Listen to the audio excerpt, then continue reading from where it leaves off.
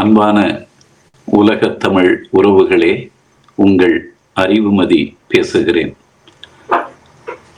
தமிழ் எங்கள் மூச்சு என்று கடல் கடந்து நிலம் கடந்து தூரங்களுக்கு சென்றாலும் எங்கள் தாய் தமிழை நாங்கள் தமிழ் எங்கள் மூச்சு என்று உள்வாங்கிய உணர்வில் அறிவு தெளிவோடு அதனை அடுத்த தலைமுறைகளுக்கும் கடத்துகின்ற ஒரு அமெரிக்க தமிழ் ஊடகம் என்ற அமைப்பில் கவிக்குள் செயற்கை நுண்ணறிவு AI என்ற தலைப்பில் இன்றைக்கு நிகழ் தமிழை நிகழ் சிந்தனையை அந்த கவிக்குள் செயற்கை நுண்ணறிவு என்ற தலைப்பில் கவிதைகளாக வடிக்கச் சொல்லி அதனை இங்கே நமக்கு வழங்க இருக்கிறார்கள். அந்த நிகழ்ச்சியை நடத்தி தருகிற பொறுப்பை எனக்கு ஒப்படைத்த அமெரிக்க தமிழ் ஊடகத்திற்கு என்னுடைய தமிழ் வணக்கங்களை அள்ளி தந்து இந்த கவியரங்க நிகழ்வை தொடங்குகிறேன். முதலாவதாக பாட்டுக்குள் செயற்கை நுண்ணறிவு என்ற தலைப்பில் லோகேஷ் கணேசன் அவர்கள் கவிதை வழங்க வருகிறார்கள். அமெரிக்க தமிழ் ஊடகத்திற்கு அன்பான வணக்கம். என் இசைக்கவிக்கு செவிமடுத்த அறிவுமதி ஐயாவிற்கும் 8 திக்கும் AI என முழக்கமிட வரும் கவிஞர்களுக்கும் இக்கவியரங்கத்தை கவனித்துக் கொண்டிருக்கும் அனைவருக்கும் என் மனமார்ந்த நன்றி. இன்று செயற்கை நுண்ணறிவு பாடல் இயற்றுகிறது. ஆனால் அதில் ஆன்மா இருக்கிறதா என்ற கேள்வி எழுகிறது. மனித படைப்பும் இயந்திர இணைப்பும் இங்கு எடுபடுமா? மனிதனின் ஆரம்ப அனுபவம் மனதில் பதிந்து ஒலியாய் பிறந்தது. அனுபவ பொருள், அதனோடு செயல், உணர்ச்சி கலந்து ஒலி பலவானது. ஒலிகளின் சங்கமம் சொல்லாகி ஓசைக்கேற்ப மொழியாய் பரிணமித்தது. இசையாய், கவிதையாய், நாடகமாய் வடிவெடுத்தது. இசையின் விதை மனதின் ராக தீபம், இதய அசைவின் அடி நாதம் ஆதித்தாளம், இனிய மொழியின் சுரகீதம் மனித சுவாசம். இவ் அனைத்து இணைவே தெய்வீக கீதம். இசை மதித்து போற்றும் கலை மட்டுமல்ல, மனித இனத்தின் முதல் நினைவு பரிசு. இன்றோ அவ்விசை நிழலில் செய்யறிவனும் அன்பு தோழன் இலவசமாய் இணைந்துள்ளான். ஒரு வினா எழுகிறது. உணர்வை கணினி கடத்துமா? அறிவியல் ராகம் அறியுமா? இயந்திரம் இசை அமைக்குமா? ஒரு காலத்தில் இசைஞன் மௌனத்தோடு மல்லாடினான். சுருதி கைகூட இரவு பகலாய் கண்விழித்தான். இன்றோ கணினியை திறக்கிறான். அது ராகம் சொல்கிறது, தாளம் அமைக்கிறது, பல்லவி பரிந்துரைக்கிறது. ஆனால் உணர்வுகளை உள்வாங்கி உயிரூட்டுவது மனித அறிவு மட்டுமே. செயற்கை நுண்ணறிவு ஒரு வாத்தியக்காரன், இசைஞன் அல்ல. கவிஞன் எழுதும் போது கற்பனை மலர்கிறது, இதயம் கனக்கிறது, வலி கவிதையாகிறது. செயற்கை நுண்ணறிவு சொற்களை தரும், ஒத்திசைவை சரி செய்யும், மொழிகளை மாற்றும். ஆனால் அம்மா என்ற சொல்லில் உள்ள அன்பு, பிரிவு என்ற சொல்லில் உள்ள பதட்டம் அதற்கு எப்படி தெரியும்? கவிஞன் உணர்வின் விளைவு, செயற்கை நுண்ணறிவின் கணக்கு வழிகாட்டி மட்டுமே. ஒரு குரல் கேட்டாலே ஒரு காலம் நினைவுக்கு வரும், அது அவர் வரலாறு. ஒரு ராகம் இசைத்தாலே ஒரு முகம் நினைவுக்குள் எழும், அது அவர் அடையாளம். TMS கானக்குரல் கேட்டால் எண்ணங்கள் கனவுலகம் செல்லும். MS சுப்புலட்சுமி ஆலாபனை மெட்டால் கண்களில் கண்ணீர் சொட்டும். இன்னும் எத்தனையோ மதிப்புமிக்க காலத்தின் குரல்கள். இன்றோ செயற்கை நுண்ணறிவு குரலை நகலெடுக்கிறது. கலை நகலெடுக்கலாம், கலைஞனை அல்ல. இருப்பினும் ஒரு உண்மையை கருத்தில் கொள்வோம். தனி மனித ஒழுக்கம் நற்சமுதாய முன்மாதிரி. தனி மனித ஒழுக்கம் நற்சமுதாய முன்மாதிரி. தனி மனித சுதந்திர மகிழ்வு அவ்வொழுக்கத்தின் ஆணிவேர். அச்சுதந்திர தாகம் செயற்கை நுண்ணறிவால் தனியுமெனில் செய்நன்றி மறவாது அதை போற்றுதலும் நன்றே. ஆம், ஆகச்சிறந்த பாடலாசிரியர், அற்புத இசையமைப்பாளர், அருமை பாடகர்கள் ஆலமரமாய் வேரூன்றி இருந்த வேளையில் உள்ளங்கை நெல்லிக்கனியாய் செய்யறிவு செயலை கொண்டு அவர் சிந்தையில் உள்ளவற்றை செயல்படுத்தி ரசித்திடலாம். அவர் காலம் கைகூடி தன் தனித்திறமை வளர்த்திடலாம். இறுதியாய் மன உறுதியாய் சொல்வேன், தொழில்நுட்பம் மனித மகிழ்ச்சியையும் மரியாதையையும் மீறக்கூடாது. மனித நுட்பம் அறிவியல் மாற்றத்தை அறமின்றி தூற்றக்கூடாது. நன்றி. பாட்டுக்குள் செயற்கை நுண்ணறிவு என்ற தலைப்பில் லோகேஷ் கணேசன் அவர்கள் மிக அழகாக தங்கள் சிந்தனையை தமிழ் செய்திருந்தார். இன்று செயற்கை நுண்ணறிவு பாடல் இயற்றுகிறது, ஆனால் அதில் ஆன்மா இருக்கிறதா என்ற கேள்வி எழுகிறது. மனித படைப்பும் இயந்திர இணைப்பும் இங்கே எடுபடுமா என்று லோகேஷ் அவர்கள் மிக நுட்பமாக, நம்மளுடைய தமிழே இயற்கையால் அமைந்த மொழிதான், அத்தகைய இயற்கை செயற்கையோடு எப்படி தன்னுடைய நுண்ணறிவை இங்கே நுழைத்து கவிதை செய்கிறது என்ற அந்த உணர்வை மிக அழகாக வடித்திருக்கிறார். இதய அசைவின் அடிநாதம் ஆதி தாளம் என்று சொல்கிறவர் இனிய மொழியின் சுரகீதம் மனித சுவாசம் என்று சொல்லுகிற போது அந்த இயற்கைக்கும் செயற்கைக்குமான ஊடுபாவாக இந்த கவிதையை அவர் நெய்திருக்கிற அழகு சிறப்பு. இசை மதித்து போற்றும் கலை மட்டுமல்ல, மனித இனத்தின் முதல் நினைவு பரிசு என்று அழகாக சொல்லுகிறார். இன்றோ அவ்விசை நிழலில் செய்யறிவெனும் அன்பு தோழன் இலவசமாய் இணைந்துள்ளான் என்று அந்த இசை எவ்வளவு எளிமையாக செயற்கை நுண்ணறிவால் நம் கைக்கு அருகில் வந்து அது செயல்படுகிறது என்பதையும் சொல்கிறார். உணர்வுகளை உள்வாங்கி உயிரூட்டுவது மனித அறிவு மட்டுமே. செயற்கை நுண்ணறிவு ஒரு வாத்தியக்காரன், இசைஞன் அல்ல என்று அவர் சொல்லுவது மிக அழகான ஒரு கருத்தாக இருக்கிறது. அம்மா என்ற சொல்லில் உள்ள அன்பு, பிரிவு என்ற சொல்லில் உள்ள பதட்டம் அதற்கு எப்படி தெரியும்? செயற்கை நுண்ணறிவு குரலை நகலெடுக்கலாம், கலைஞனை அல்ல என்று அவர் செயற்கை நுண்ணறிவை தன்னுடைய பாட்டுக்குள் என்ற தலைப்பில் மிக அழகாக கவிதை வடித்த அவருக்கு என்னுடைய நெகிழ்ந்த தமிழ் வாழ்த்துக்களை அள்ளி தந்து வாழ்த்துகிறேன். அடுத்து அஞ்சனா பாரதி ராஜா அவர்கள் கல்வியில் செயற்கை நுண்ணறிவு என்ற தலைப்பில் தம் கவிதையை வழங்க வருகிறார். ஒரு காலத்தில் முரண்பட்ட பாதைகள் நிறைந்த ஒரு இடம் இருந்தது. கேள்விகளின் மீது பாசி ஏறி பக்கவாட்டில் ஒளி வடிந்த பின்னும் தன்னை விளக்க ஒருபோதும் அவசரப்படாமல் அங்கு சிறு உயிரினங்கள் வாழ்ந்தன. மகர்ந்ததாலும் பாதி பாதியாக கேட்டிருந்த சொற்றொடர்களாலும் உருவகங்களை தைத்த சிறகுள்ள உயிரினங்கள். எண்ணங்கள் மரவேர்களில் உறங்கின. யாரேனும் வரும்போது மட்டுமே விழித்தன. எதுவுமே முழுமையாக வரவில்லை. கால்கள் எங்கே போகின்றன என்பதை மறக்கும் வரை நடக்க வேண்டியதிருந்தது. ஒளியாக ஏதோ ஒன்று வந்து உசுப்பும் வரை நீண்ட காலம் தவறாகவே இருக்க வேண்டியதிருந்தது. பின்னர் திறப்பு விரிய தொடங்கியது. பாதைகள் நேராயின. அடிச்செடிகள் மெலிந்தன. விண்மீன்கள் இருந்த இடங்களில் விளக்குகள் தோன்றின. சமமாக, நம்பகமாக, எப்போதும் எரிந்தபடி. சிறகு கொண்டவை முதலில் போயின, அல்லது அமைதியாயின, அல்லது ஏற்கனவே மலர்ந்ததை திரும்பச் சொல்ல கற்றுக்கொண்டன. இப்போது அந்த இடம் கடக்க எளிதாகிவிட்டது. நீங்கள் அதன் எல்லைகளை காணலாம். அங்கு வளரும் ஒன்றுக்கு அது வளர்ந்து முடிவதற்கு முன்பே நீங்கள் பெயரிடலாம். அது வெறுமை அல்ல, அது இருள் அல்ல, அது திறமை. ஆனாலும் சில சமயங்களில் மென்தரைக்கு அடியில் முடிவு பெறாத ஏதோ ஒன்று அசைகிறது. ஒரு மேல் நோக்கி அழுத்தி கிளம்புகிறது. கல்லை பிளப்பது எப்படி என்பதை நினைவு கூர்த்து. நன்றி. மிக உவமை உருவகங்கள் ஊடாடுகிற கவித்துவ தமிழில் இவர் வடித்த கல்வியில் செயற்கை நுண்ணறிவு கவிதை மிகச் சிறப்பாக அமைந்தது.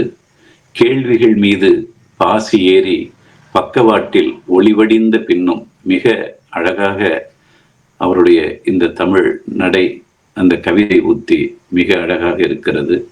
உருவகங்களை தைத்த சிறகுள்ள உயிரினங்கள், எண்ணங்கள் மரவேர்களில் உறங்கின, யாரேனும் வரும்போது மட்டுமே விழித்தன என்று உருவக அழகில் இவர் கல்வியில் செயற்கை நுண்ணறிவு என்ற சிந்தனைக்குள் தம்முடைய ஆழமான கவித்துவ நடையை பதிவு செய்கிறார்.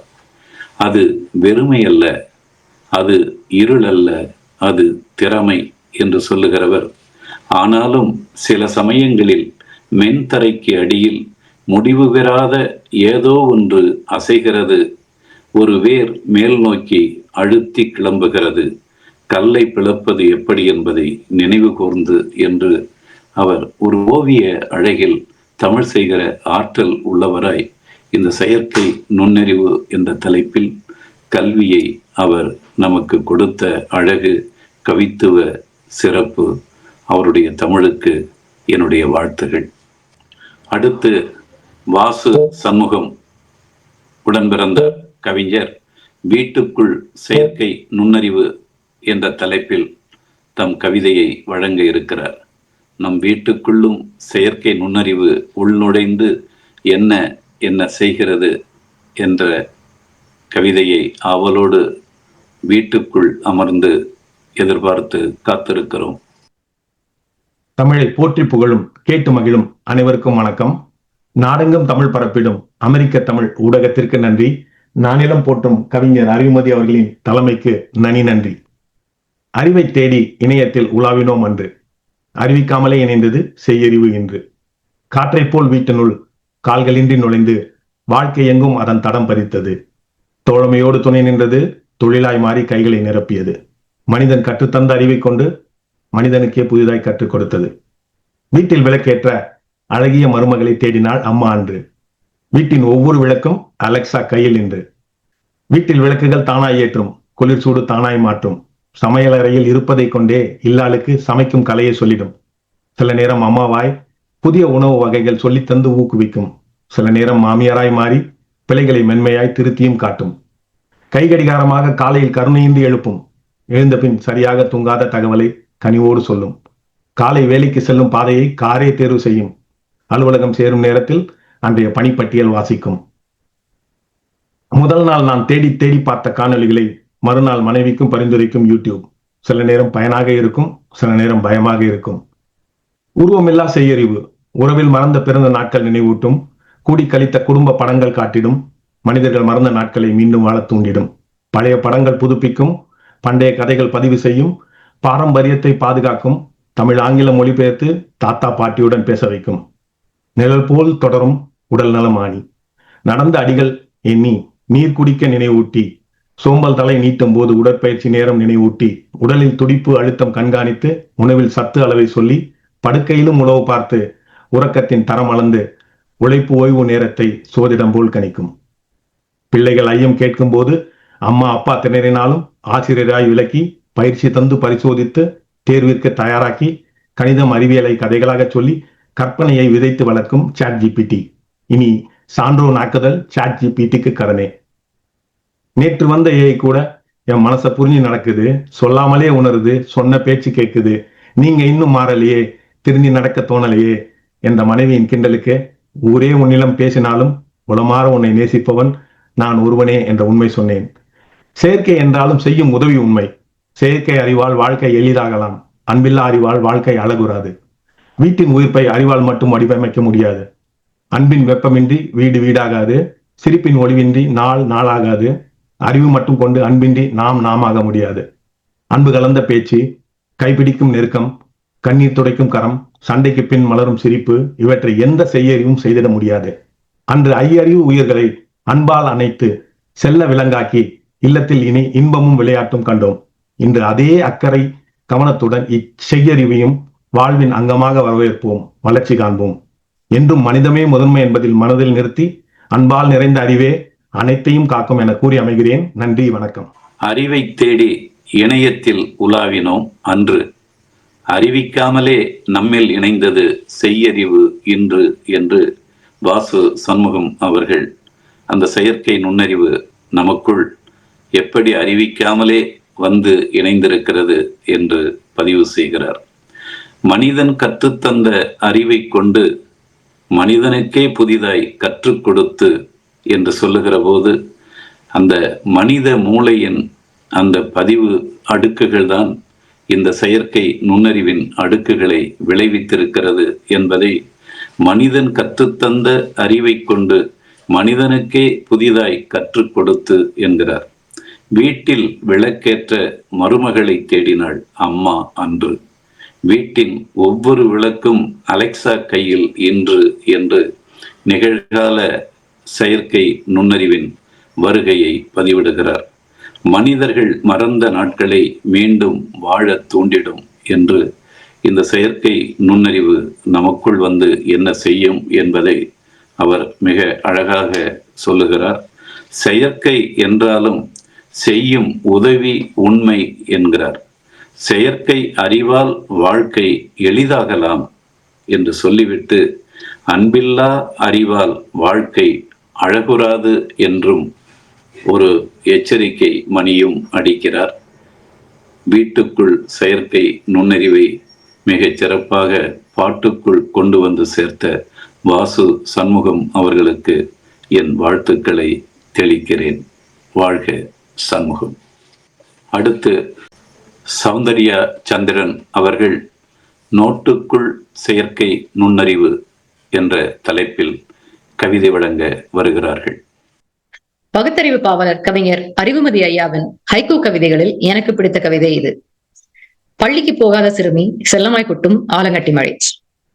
ஐயாவின் கவியரங்கத்தில் பங்கு பெறுவது பெரும் மகிழ்ச்சி. அமெரிக்க வாழ் தமிழர்களின் மனக்குரலாய் சமூக நீதியின் சாரலாய் ஒலிக்கும் அமெரிக்க தமிழ் ஊடகத்திற்கு வாய்ப்பளித்தமைக்கு நன்றி. நோட்டுக்குள் ஏஐ எனும் கவிதையை பேச வந்துள்ளேன். காலையில் எழுந்ததும் கைபேசி எந்திர குரலில் கேட்கிறது, நேற்று காப்பிக்கு 200 ரூபாய் தண்டம், இன்று தேவையா? காசெடுக்க வங்கி சென்றால் ஏடிஎம்க்கு போ என்ற காசாளர் இனி ரோபோவிடம் போ என்பாரோ? கைக்குலுக்கல் இல்லை, கைரேகை போதும். கடன் அட்டை வரலாறு விரிந்திடும். விழித்திரை ஸ்கேன் போதும், வங்கி இருப்பு தெரிந்திடும்.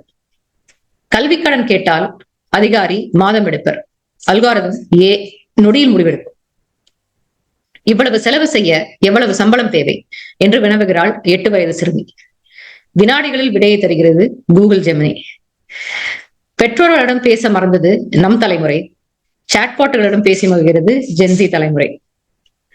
வியத்தகு நுட்பத்தின் விந்தைகள் ஏராளம், செயல்திறன் பெருக்கி சந்தைகள் செழிக்கும். தனி உரிமை மீறலும் பணி இழப்பும் பிணியென கருதி ஒழித்தால் இனிதாய் மாறிடும் நிதிநிலை. கூட்டுவட்டி என்பது 8வது அதிசயம். புரிந்தவன் ஈட்டுவான், புரியாதவன் கட்டுவான் என்றார் ஐன்ஸ்டீன் அன்று. ஏஐ என்பது 10வது அதிசயம்.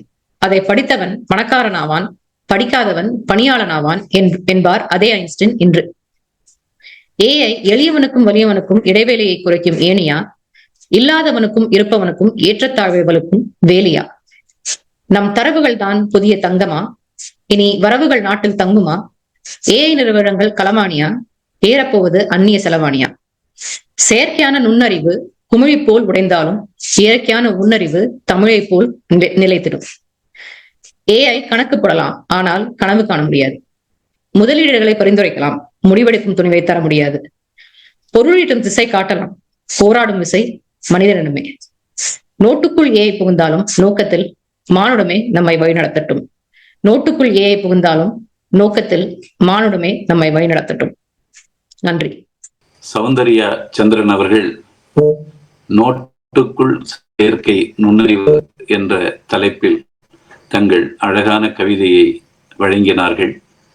குறிப்பாக விழித்திரை ஸ்கேன் போதும், வங்கி இருப்பு தெரிந்திடும் என்று சொல்லுகிற அந்த அழகு, பெற்றோர்களிடம் பேச மறந்தது நம் தலைமுறை என்ற நிகழ்கால உண்மையையும் அவர் சொல்லி, சேட் பாட்களிடம் பேசி மகிழ்கிறது ஜென்இசட் தலைமுறை என்று நம் நிகழ்கான வளர் தலைமுறைகள் பற்றிய கருத்தும் மிக அழகாக அவர் கவிதையாக வடித்து தந்துள்ளார்.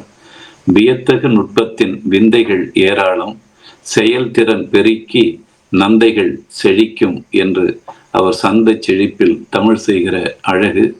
கடைசியாக அவர் சொல்கிற அந்த செயற்கை நுண்ணறிவை பற்றிய ஒரு கருத்து மிகவும் சிறப்பாக அமைந்துள்ளது.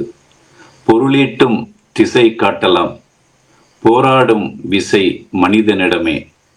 நோட்டுக்குள் செயற்கை நுண்ணறிவு புகுந்தாலும் நோக்கத்தில் மானுடமே நம்மை வழிநடத்தட்டும் என்ற அவருடைய அந்த விழிப்பூட்டும் அந்த செயற்கை நுண்ணறிவை பற்றிய ஒரு எச்சரிக்கை கருத்து சிந்திக்கத்தக்க கருத்தாக நமக்குள் அவர் பதிவிடுகிறார். அவருக்கு நம் வாழ்த்துக்கள்.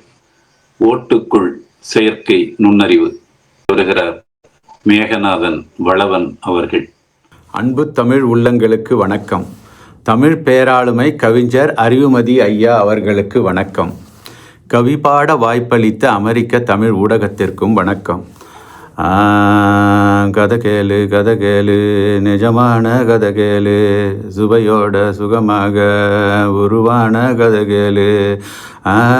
ஏயை பற்றி ஏயை சொன்ன கதையை நல்லா கேளு, அச்சடிச்சு வச்சது போல் செய்யறிவை பாரு. மனுஷ அறிவை அச்சடிச்சு வைச்சது போல் செய்யறிவை பாரு. என்னது, ஏயை பற்றி ஏயைய கதை சொல்லியதா? அதுவும் நிஜ கதையா? ஆம்.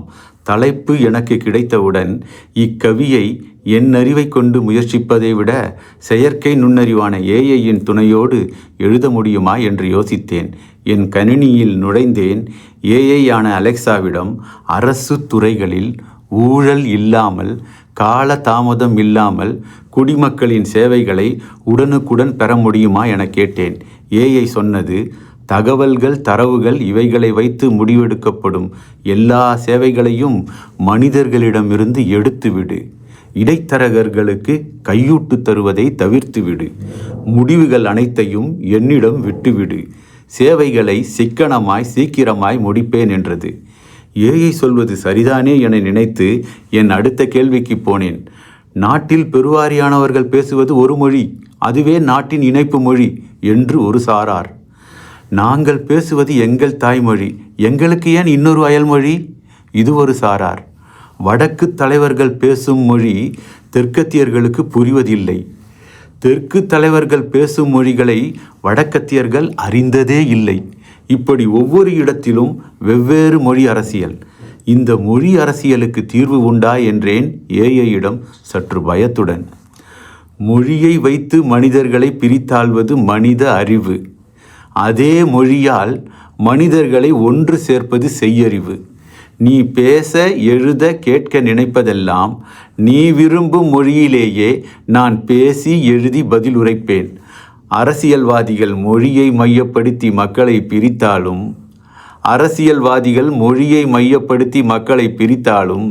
தேர்தல் சமயத்தில் அவர்களை இணைத்து வைப்பதும் நானே. ஏஐ இருக்க பயமேன் என்றது ஏஐ. ஆஹா, என்ன ஒரு பதில் என்று வியந்து என்னுடைய அடுத்த கேள்விக்கு சென்றேன். எல்லோரும் ஓர் குலம், எல்லோரும் ஓரினம், எல்லோரும் இந்நாட்டு மக்கள் என்று எழுதினான் மகாகவி பாரதி. ஆனால் இன்று வரை மதத்தால், இனத்தால் சமத்துவமின்றி நாடு பிளவுபட்டிருக்கிறதே, இதற்கு தீர்வு உண்டா என்றேன் ஏஐயிடம். ஏஐ சொன்னது, தீர்வு உண்டு.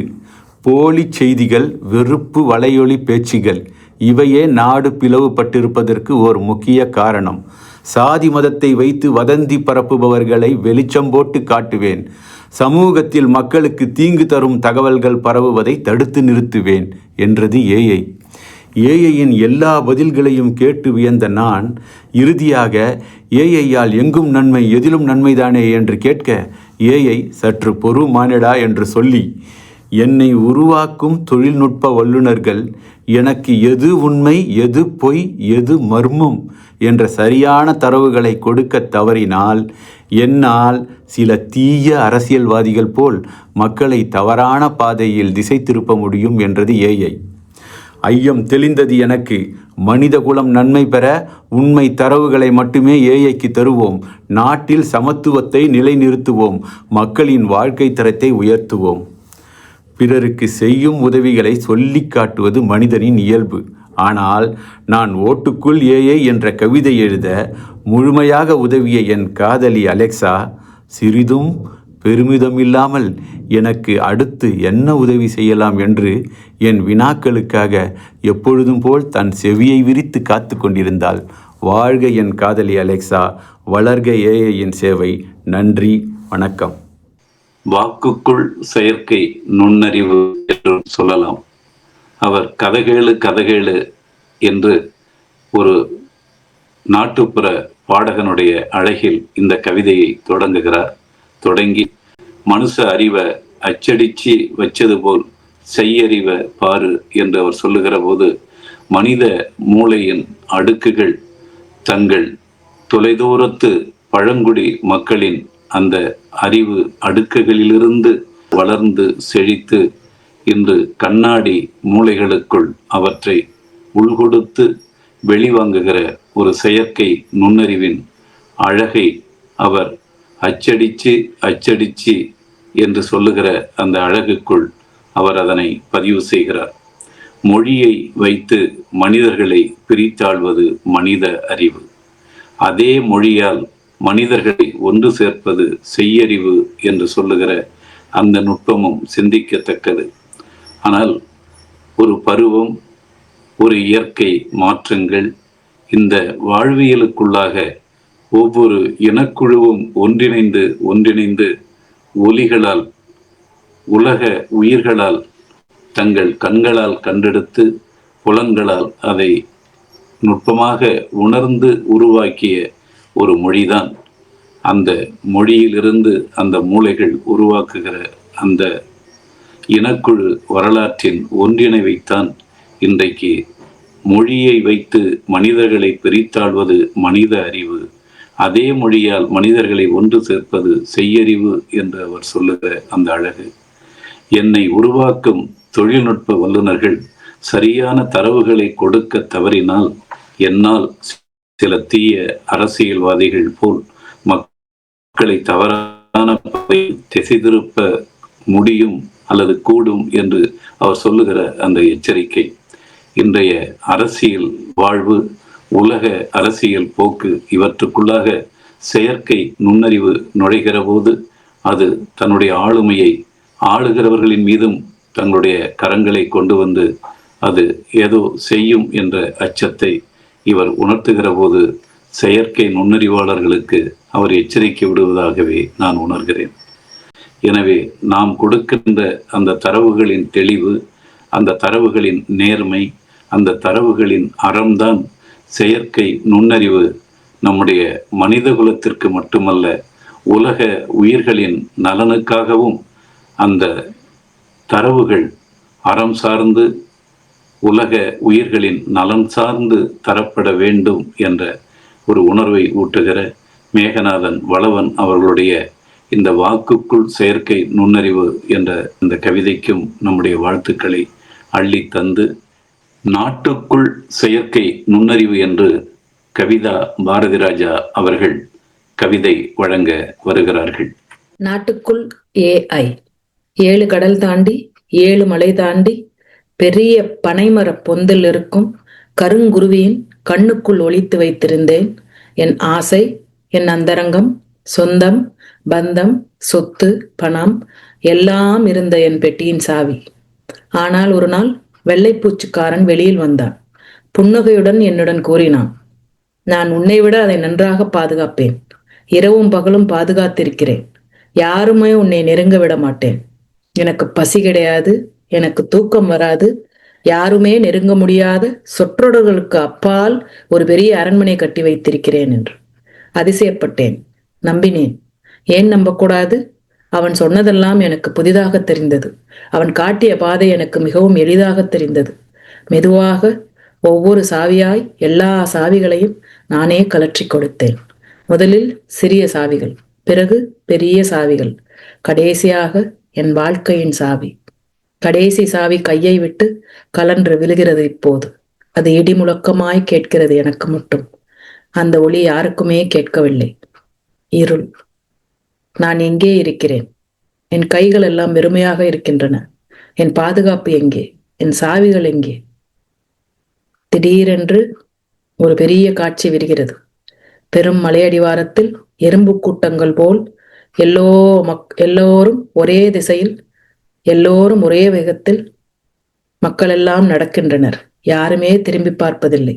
மூச்சு வாங்க ஓடி வந்து நின்று பார்த்தால் அனைவரும் ஒரே குகையை நோக்கி ஒழுங்காய் நடக்கின்றனர். என் தாயும் அங்கே, என் தந்தையும் அங்கே, என் குழந்தையும் அங்கே, என் தோழியும் தோழனும், எனக்கு தெரியாத அனைவருமே அங்கே. அவர்கள் என்னை பார்க்கவில்லை. அவர்கள் எதையுமே பார்க்கவில்லை. அவர்கள் நடக்க மட்டுமே செய்கிறார்கள். அவர்கள் வெறுமனே நடக்க மட்டுமே செய்கிறார்கள்.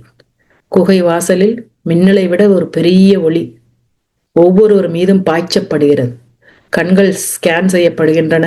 விரல்களின் ரேகைகள் பதிவு செய்யப்படுகின்றன. இதய துடிப்பு அளக்கப்படுகிறது.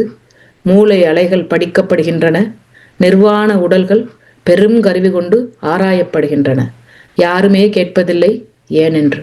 யாருமே மறுக்கவில்லை. அனைவருமே ஏற்றுக்கொள்கிறார்கள். இப்போது என் முறை வருகிறது. தீவினை தீண்டப்பெறா திருநீலகண்டம். என்னை தீவினை தீண்டப்பெறேன். நான் அண்ணாமலையின் தீபம். தீவினை தீண்டப்பெறேன். அலறுகிறேன். என் குரல் குகைக்குள் எதிரொலிக்கிறது. ஆனால் யாருமே திரும்பி பார்க்கவில்லை. கண் விழிக்கிறேன். இப்போது நாட்டில் அனைவருமே தீயாய் எரிகின்றனர். ஒவ்வொருவரும் ஏதோ ஒன்றை எதிர்த்து, ஒவ்வொருவரும் ஏதோ ஒன்றிற்காக. இப்போது தீயை உருக்கி புதிய உலகம் படைக்கப் போகிறோமா? இல்லை, மலைக்கு வேண்டி சாம்பல் நனைத்து ஆசுவாசப்படுத்தி இளைப்பாறப் போகிறோமா? நன்றி. கவிஞர் அறிவுமதி ஐயாவிற்கும் அமெரிக்க தமிழ் ஊடகத்திற்கும் மிக்க நன்றி. கவிதா பாரதிராஜா அவர்களுடைய அந்த கவித்துவ உத்திகள் மிக புதுமையாக, மிக காட்சி என்ற தளத்தில் நமக்குள் ஒரு ஒளிப்படம் தருகிற ஒரு அசைவு திரைப்படம் போல் அமைந்த அழகில் இந்த கவிதை அமைந்திருக்கிறது. 7 கடல் தாண்டி 7 மலை தாண்டி கருங்குருவியின் கண்ணுக்குள் ஒளித்து வைத்திருக்கிறேன். என் ஆசை, அந்தரங்கம், சொந்தம், பந்தம், சொத்து, பணம் எல்லாம் இருந்த பெட்டியின் சாவி என்று அவர் அந்த அழகாய் தன்னுடைய கவிதையை அசைத்து அவர் மேலேறி செல்லுகிற போது அவ்வளவு அழகாக அது நமக்குள் காட்சி படிமமாய் படிந்து நம்மை வியக்க வைக்கிறது. ஆனால் ஒரு நாள் வெள்ளை பூச்சிக்காரன் வெளியில் வந்தான். யாரும் நெருங்காத சொற்றொடர்களுக்கு அப்பால், இது ரொம்ப புதுமையா அவர் செய்திருக்காங்க. யாரும் நெருங்காத சொற்றொடர்களுக்கு அப்பால் ஒரு அரண்மனை அமைத்து வைத்திருக்கிறேன். நானே எல்லா சாவிகளையும் கழற்றி கொடுக்கிறேன். சிறிய சாவி, பெரிய சாவிகள், கடைசியாக என் வாழ்க்கையின் சாவி என்று சொல்லுகிற போது அந்த கவித்துவ அடர்த்தியின் அந்த சிறப்பு மிக பிரமிக்க வைக்கிறது. என் பாதுகாப்பு எங்கே, என் சாவிகள் எங்கே என்று சொல்லிவிட்டு எறும்பு கூட்டங்கள் போல் மக்கள் நடக்கின்றனர். அனைவரும் ஒரே குகையை நோக்கி என்று சொல்லுகிற போது இந்த கவிதைக்குள்ளாக நாமும் நுழைந்து அந்த குகைக்கு நெருங்கிவிட்டோமோ என்கிற அளவிற்கு அவருடைய அந்த கவித்துவ உத்தி நம்மையும் அந்த கூட்டத்திற்குள் இணைத்து வைக்கிறது. ஒழுங்காய் நடக்கின்றனர். என் தாயும் அங்கே, தந்தையும் அங்கே என்று சொல்லி குகை வாசலில் பெரிய ஒளி, கண்கள் ஸ்கேன் செய்யப்படுகின்றன, விரல்களின் ரேகை பதிவு செய்யப்படுகின்றன, இதய துடிப்பு அளக்கப்படுகிறது, மூளையின் அலைகள் படிக்கப்படுகின்றன என்று சொல்லி அவ்வளவு அழகாக அந்த குகைக்குள் முன் இந்த செயற்கை நுண்ணறிவின் அந்த கவித்துவ சிந்தனைகளில் அவர் அசாத்தியமான தன்னுடைய தமிழை அடுக்கிச் செல்கிறார். கண் விழிக்கிறேன். இப்போது நாட்டில் அனைவரும் தீயாய் எரிகின்றனர். ஒவ்வொருவரும் ஏதோ ஒன்றை எதிர்த்து, ஒவ்வொருவரும் ஏதோ ஒன்றிற்காக தீயை உருக்கி புதிய உலகம் படைக்கப் போகிறோமா? மலைக்கு வேண்டி சாம்பல் நனைந்து ஆசுவாசப்படுத்தி இளைப்பாற போகிறோமா என்று அவர் கேட்கிற போது செயற்கை நுண்ணறிவை சாட்சி கூண்டில் ஏற்றி ஒரு விசாரணை செய்கிற ஒரு தமிழ் கவிஞராகத்தான் நான் கவிதா பாரதிராஜா அவர்களை பார்க்கிறேன். அவருடைய இந்த ஆழமான தமிழ் இன்னும் தொடர்ந்து அவர் எழுத அது தமிழ் கவிதையாக மட்டும் இருக்காது, மொழிபெயர்த்தால் அனைத்து மொழிகளுக்குமான கவிதையாகவும் அது மாறுவதற்கான அந்த வாய்ப்பு அவருக்கு இருக்கிறது. அவருடைய கவித்துவ ஆற்றலை வாழ்த்தி மகிழ்கிறேன். இந்த செயற்கை நுண்ணறிவு என்ற நிகழ்கால அறிவியல் செழுமையை உள்குடித்த கவிதைகளாக 6 தலைப்புகளில் இங்கே கவிதை வழங்கியவர்கள் அனைவரும் தங்களுடைய பார்வையில் தங்களுடைய நிகழ் அறிவின் அந்த செயற்கை நுண்ணறிவை பற்றிய ஒரு தமிழில் செய்த உலக கவிதைகளாக நான் பார்க்கிறேன். நம்முடைய அமெரிக்க தமிழ் ஊடகம் இத்தகைய நவீன முறையில் தலைப்புகளை தந்து கவிஞர்களை சிந்திக்க வைக்கின்ற இந்த போக்கு உலக தமிழர்களுக்கான ஒரு பரிசாகவே நான் உணர்கிறேன். இந்த பொங்கல் விழா நாள்களில் இத்தகைய தமிழ் முயற்சி செழிக்கட்டும் செழிக்கட்டும், தமிழ் எங்கள் மூச்சு என்ற உணர்வு வெல்லட்டும் வெல்லட்டும் என்று கூறி விடைபெறுகிறேன். நன்றி, வணக்கம். என்றும் உங்கள் அறிவுமதி.